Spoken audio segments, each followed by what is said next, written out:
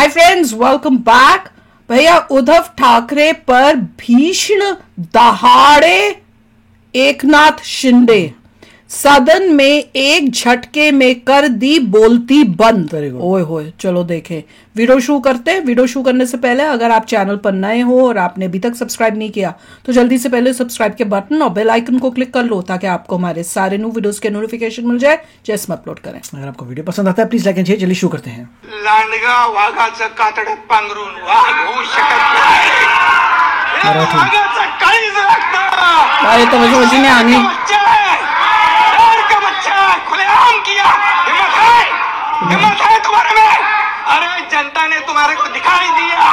जनता ने दिखाया, तुम्हारी जगह दिखा दी। तुम्हाला विधानसभेच्या जागा 100 लढवल्या, 20 जिंकल्या। या पठ्ठ्याने 80 लढवल्या, 60 जिंकल्या। अरे तुम्ही काय लढवणार?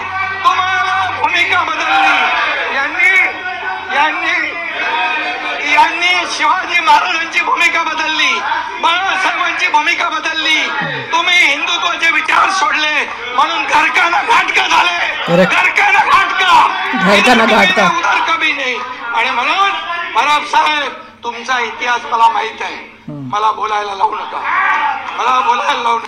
मी बोलत नाही। मी कधीही कमरेच्या खाली वार करत नाही। मला सगळं माहित आहे। अंडी पिल्ली सगळी माहित आहे। कोण कुठे गेला, कशाला गेला हे मला माहित आहे। हा एकनाथ शिंदे ज्यांनी केलं, खुलेआम केलं। खुलेआम मी तुमच्या पक्षप्रमुखांना सांगितलं होतं, तुम्ही आता शिवसेना आणि भाजप युती करा। मी मुख्यमंत्री होणार होतो। 5 वेळा सांगितलं। का मुख्यमंत्री पदाच्या खुर्चीमध्ये एवढा मोह झाला? का झाला? जे बाळासाहेबांनी सांगितलं होतं करू नका, काँग्रेस बरोबर जाऊ नका, तुम्ही का गेले? मोहापायी। मोह कोणाचा? अरे आम्ही तर सत्तेवर लाथ मारली। आम्ही तर मंत्रीपद सोडलं 8 लोकांनी। तुम्ही सोडणार का मंत्रीपद? आम्ही मंत्रीपद सोडलं 8 मंत्र्यांनी। आम्हाला काय माहित होतं की आम्ही काय होणार आहे आमचं? आणि म्हणून आम्ही एकतर लढून जिंकू किंवा एकतर लढून शहीद होऊ असं म्हणून आम्ही लढलो। तुम्ही आम्हाला काय सांगताय? आणि म्हणून परब साहेब, तुमचा माझा काय वाद नाहीये, पण तुम्ही एकच आहे, जे बोलाल की तुम्ही नोटीसला जाऊ घाबरून पळाले, हे पळाले, ते पळाले, आतलं मला सगळं माहित आहे। कुणाची नोटीस थांबवायला काय केलं सगळं मला माहित आहे। त्याच्यावर तुम्ही जाऊ नका। तुम्ही फक्त बघा,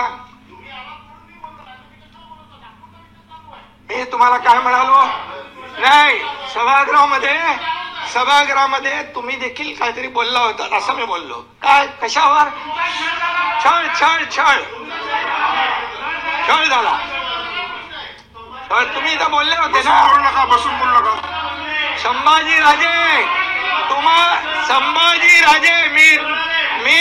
मी काँग्रेस प्रदेशाध्यक्ष आणि देवेंद्र फडणवीसांच्या बद्दल बोललो की त्यांनी म्हणाले की औरंगजेबासारखा क्रूर प्रशासक मुख्यमंत्री आहेत। मी त्याच्यावर सुरू केलं ते, म्हणजे मी बोललो त्यांची काय डोळे काढले, त्यांची काय जीभ छाटली, त्यांची काय नख उपटली, त्यांची काय कातडी सोडली? काय केलं देवेंद्र फडणवीसांनी, मुख्यमंत्र्यांनी काय केलं? सोलायला पाहिजे होती।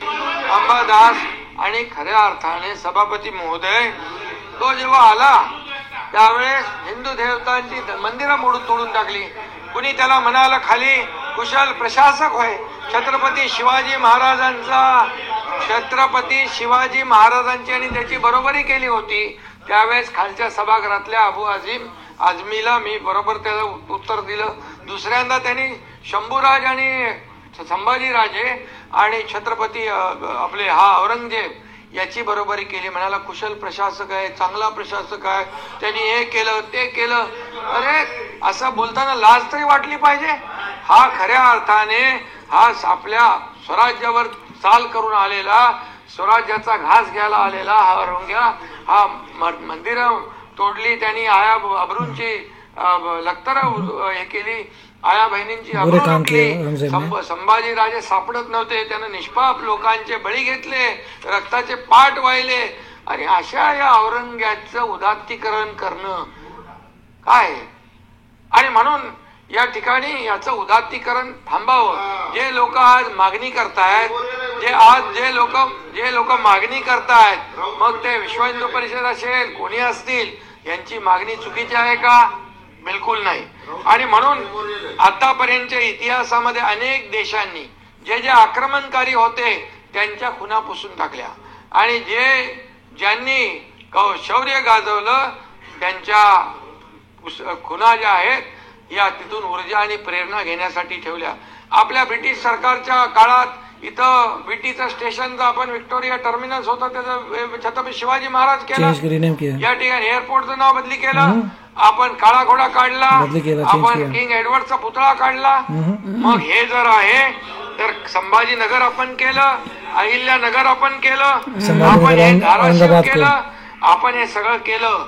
आणि मग मला एक सांगा, खऱ्या अर्थाने या ठिकाणी जेव्हा ज्यांनी शंभू राजांचा अनन्वित छळ केला, ज्यांनी त्यांची नखं कापली, खेचली, त्यांनी त्यांची चामडी सोलली, त्याच्यावर उकळतं तेल टाकलं, ती मीठ चोळलं, डोळे लाल लाल शिगांनी त्यांनी फोडले, जीभ कापली, अशा शंभूराजांचा अपमान अत्याचार करून धर्म बदलत नाही म्हणून बलिदान त्यांनी दिलं आणि त्यांचे तुकडे तुकडे केले.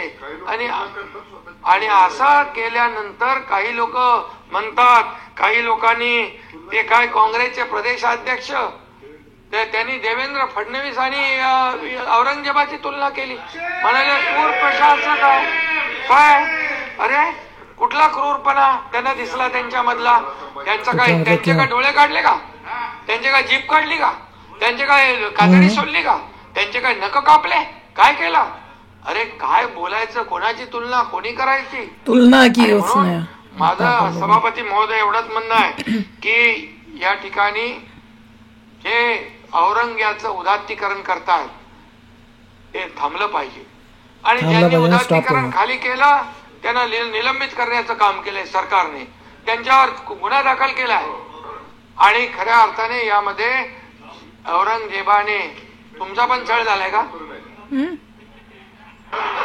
क्या बोला? आणि सभापती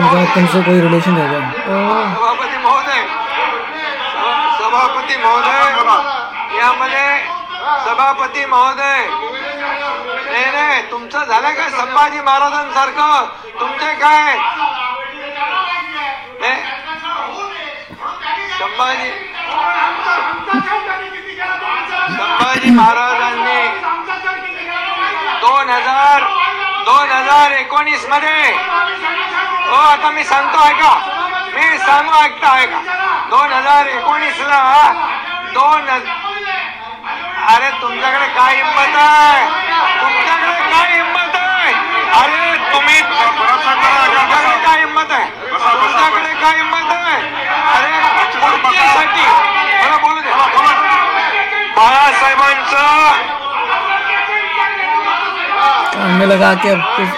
बाळासाहेबांचे विचार सोडले, खुर्चीसाठी औरंगजेबाचे विचार धरले आणि खुर्ची मिळवली यांनी.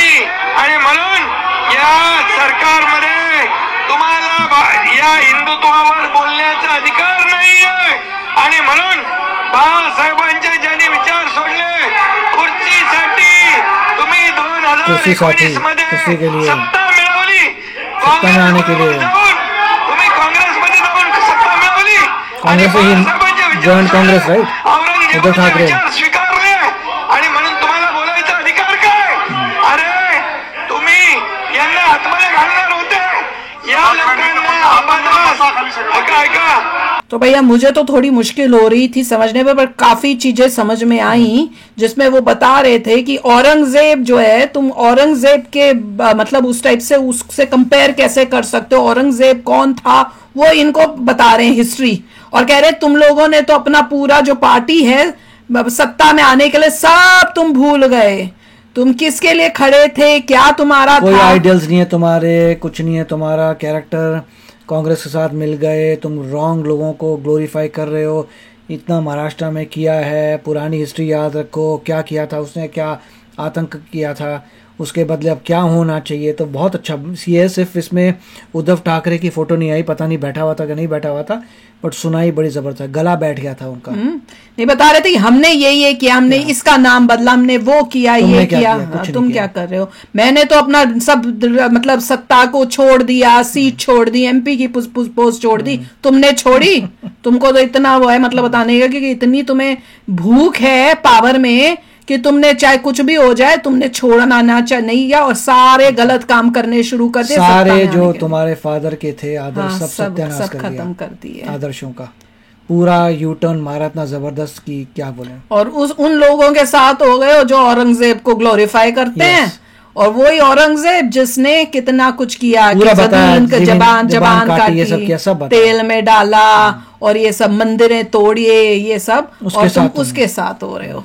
तो वही बता रहे थे और बहुत गुस्से में थे। अच्छा, ऐसी बेइज्जती होनी चाहिए, ऐसे बोलेंगे जब यहाँ पर तो सारी दुनिया को सुनने को मिलेगा और सच्चाई सामने आएगी इन लोगों की कि कैसे घटिया लोग हैं ये।